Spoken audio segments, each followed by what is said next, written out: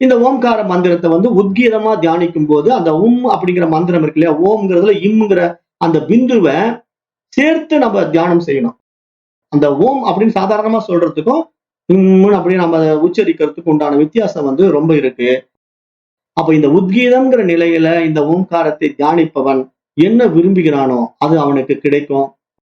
அவன் செல்வ வளத்தை விரும்பினால் அதுவும் கிடைக்கும். மோட்சத்தை நாடினால் அதுவும் கிடைக்கும். அப்ப பிரவிற்த்தி வாழ்க்கையில உலக வாழ்க்கையை வாழ வேண்டும் என்றாலும் ஓம்காரத்தை ஜபிக்கலாம். நிவர்த்தி வாழ்க்கையில மோட்சத்தை அடைய வேண்டும் என்றாலும் ஓம்காரத்தை ஜபிக்கலாம். நம்முடைய தேவைகளை நாம் இறைவனிடத்திலே குறிப்பிட்டு நாம் அந்த தியானத்தை மேற்கொள்ளலாம். நம்முடைய தியானத்தினுடைய நோக்கத்தை நம்ம பிரார்த்தனையா வச்சுக்கலாம். அதைத்தான் இங்க சொல்ல வருது இந்த மந்திரம். இதை பற்றி உபனிஷத்து பேசும்போது அந்த ஓம்கார பொருளை வணங்குகின்றேன் அப்படிங்கிற ஒரு ஸ்லோகம் இருக்கு. அந்த ஸ்லோகம் என்னன்னா, ஓம்காரம் பிந்து சம்யுக்தம் நித்யம் யாயந்தி யோகினகா காமதம் மோட்சம் சைவ ஓங்காராய நமோ நமகா.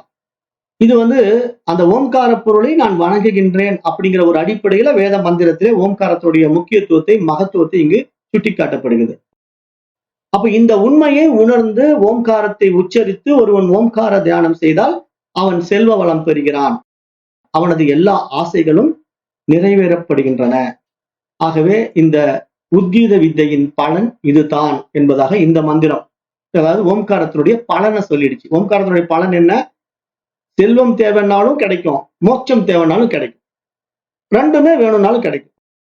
அப்படி நம்ம தீர்மானம் பண்ணுவதற்கான அறிவு நம்ம இடத்திலேயே கொடுக்கப்பட்டிருக்கிறதுனால நாம் இந்த ஓம்காரத்தை எப்படி பயன்படுத்தி நமக்கு என்ன தேவையோ அதை பெறலாம் என்பதாக இங்க இந்த மந்திரம் சுட்டிக்காட்டுது.